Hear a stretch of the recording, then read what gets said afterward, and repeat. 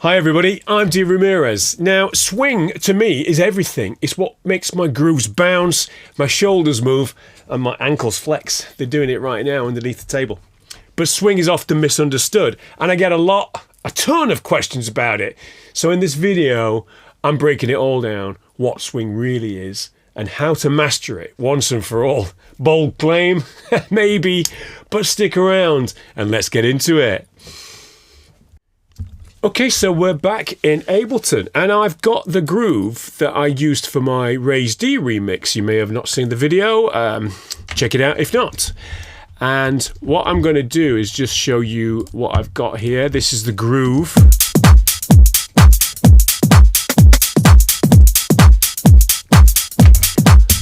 Now, the reason why I've used this loop, because it is a loop, it was sort of thrown together pretty quickly, is because it's got the right amount of swing in there. It's a very swung loop. If we actually solo this, you can hear it's almost like UK garage. It's so swingy.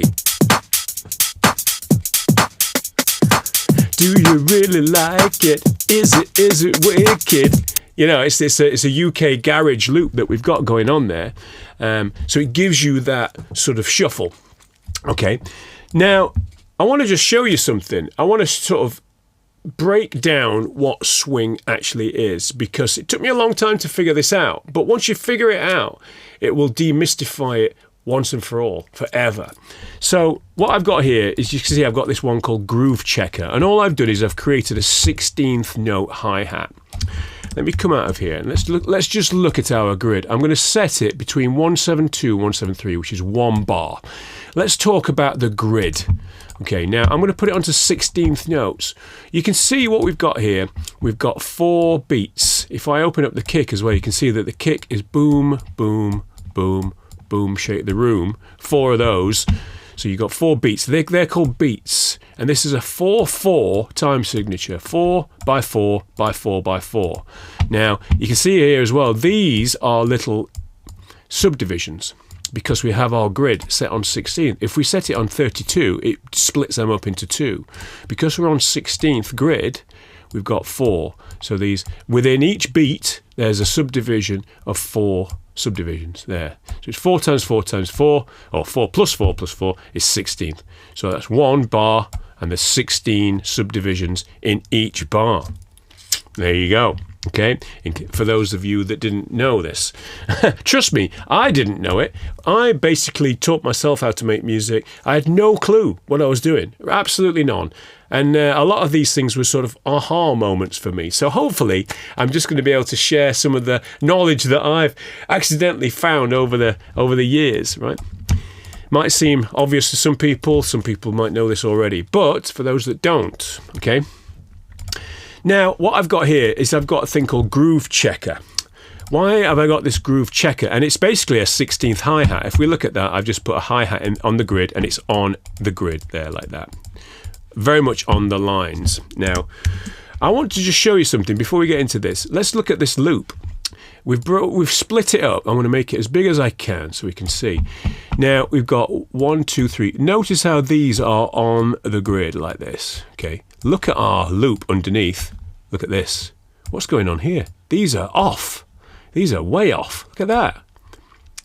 So we've split it up into these 4 subdivisions. The second one, the first one's on, the third one is on, but the second and the fourth are off. Okay, what is that about? Well, this is the essence of swing. And now look as well, you can see that these don't match. And if you play them together, you'll hear.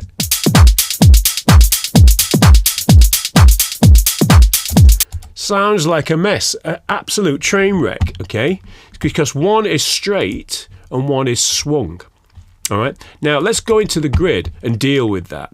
If I now get hold of each one of these, the first and the third one are fine, and the same there. These are 2 beats. You've got 2 beats here. You've got 4 in each one, so 2 beats. So remember, first and the third are all right. So it's this one, every second 16th. Look at that.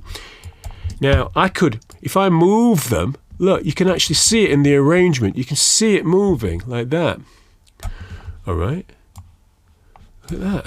I can literally line it up. And that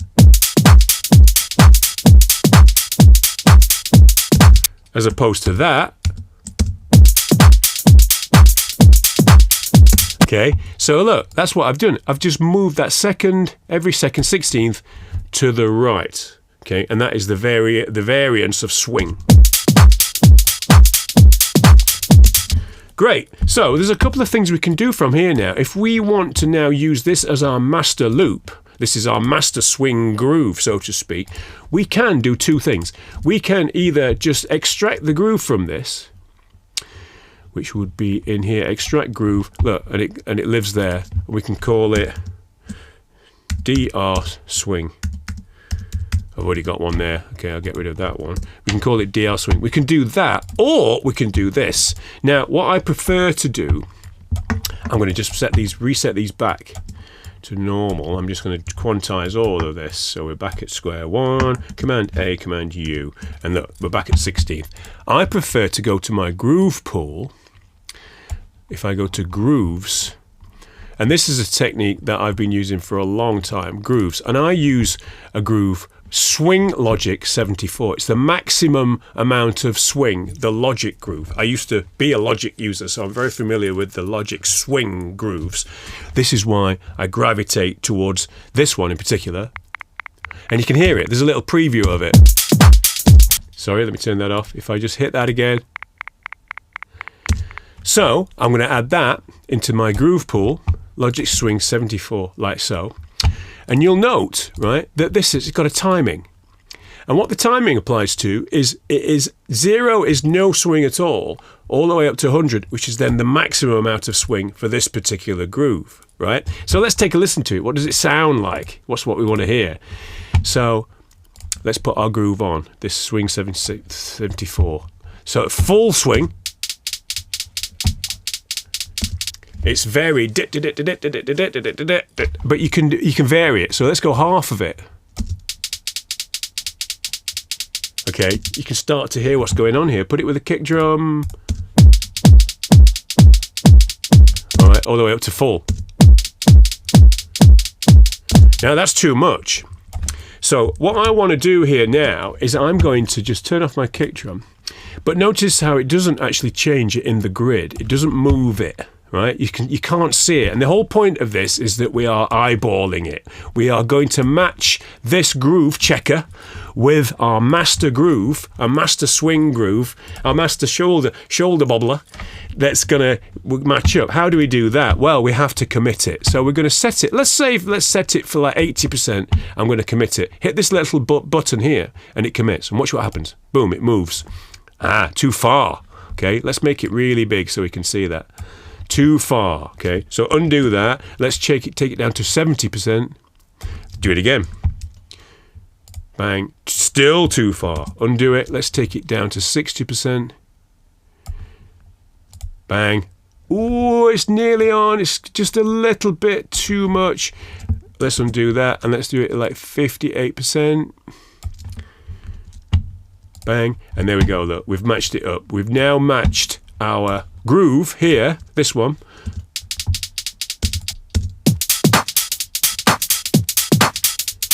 with our master swing groove. That's what I like to call this. So now we can go in and call this, we can rename this, we can call this song groove. Okay, you with me so far? We can take this a step further as well, like every second 16th can be brought down in velocity, so you can kind of get a...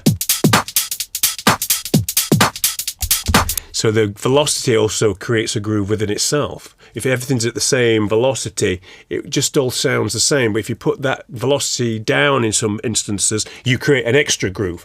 You can often create a groove just using velocity alone. So now we've got our master groove. Now what we can do is this. So let me just play you this, what we've got going on here. I've took a sample from my sample pack. And the two together,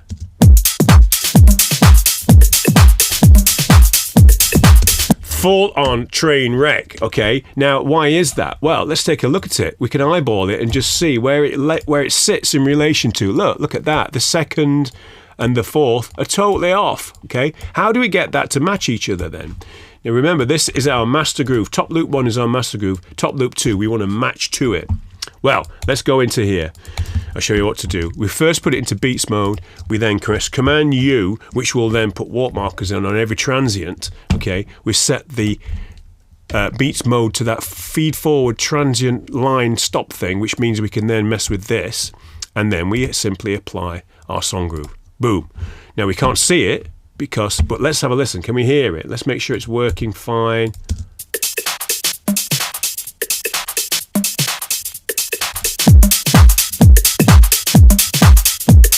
Great, now they are matching, but you'll note that it's cut into some of the actual decay on this. It sounds a bit weird, so that's why we now have this. We can tighten up this decay time. Also, when you do that, you want to turn it up in volume. It loses some of the volume. You can even get those like real tight micro grooves.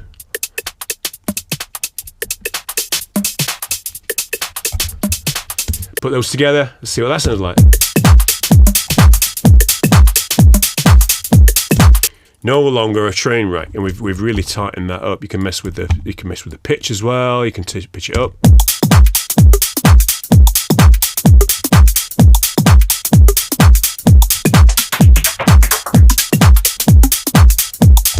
Cool, you do stuff like that. So I'm just going to leave it on its normal pitch now. All right, so we've got our master swing groove. That's how you would then, for me, that's how I use quantize to quantize my beats. I use it in beats mode, just the way I've shown you there. So let's come out of that. Let's now go, the next question I get is, Dean, can you put swing on your bass lines? What do you do with your bass lines? Well, let's take a listen. I'm going to drag the bass line from this remix that I've done here. Let me just put it into narrowest, and let's take a listen. I'm going to straighten it out. I'm going to straighten it out with this groove, and then we can hear, hopefully you can hear what it's like.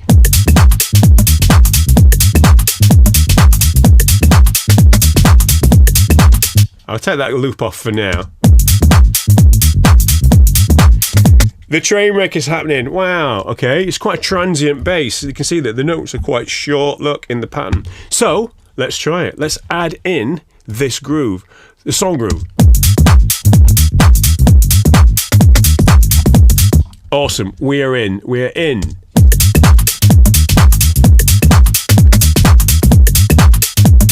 So yes, you apply it to everything. Now, there are some exceptions, and those of you that are into sort of advanced drum programming, you can sometimes, believe it or not, mix straight with swing. You can have a very strong hi-hat over the top of a very straight track to give it that shuffly feel.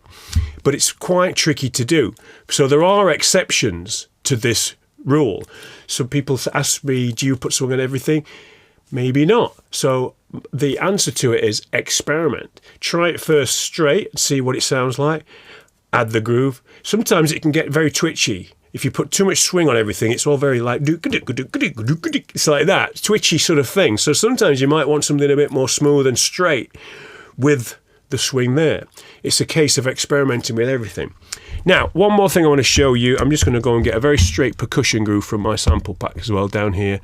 Let's have a look. Let's go percussion loops. Let's get something.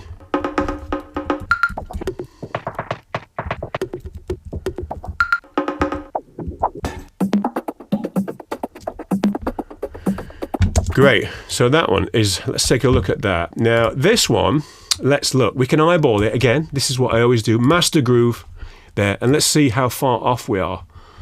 Oh, you can see, look. Let's put it back onto 16th notes. Look. That one and that one are just off completely. So let's do our trick with this groove here, this percussion loop. Beats, feed forward, Command U, boom, puts in the transient and quantizes it to straight 16th, and then we can put our song groove in there, and then we can commit it. Boom, look, and we've matched everything up.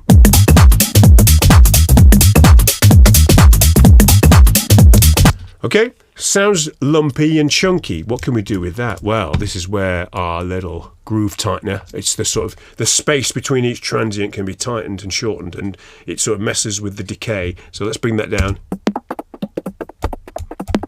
What you can also do with this as well, you can really pitch it up. Let's go as far as like 36. That's 3 octaves up. You can create those clicky little rhythms.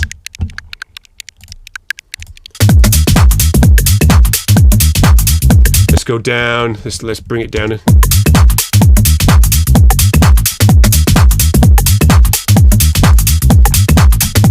You could then take that as far as you want. You can add some more sort of glitching beat repeat stuff to it. Have that there. You can pan it around. Let me turn it up.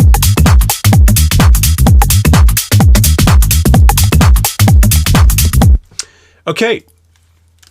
So I really hoped that helped you get your head around swing. It's a topic that I've been fascinated by. One of many topics that I've been fascinated by for many years. I remember hearing swing back in the sort of early 90s. There was a lot of tracks that had a bit of swing on there. Farley and Heller used to make these very swingy kind of tracks. And I was really fascinated by it. And it took me a long time to understand it. So I hope that this video has been helpful. Please let me know in the comment section if you have any questions, and also let me know if you've got any techniques that you like to use to sort of add swing and groove to your tracks. I'm open to keeping this conversation going because it's all about learning from each other, right? All right, see you in the next one.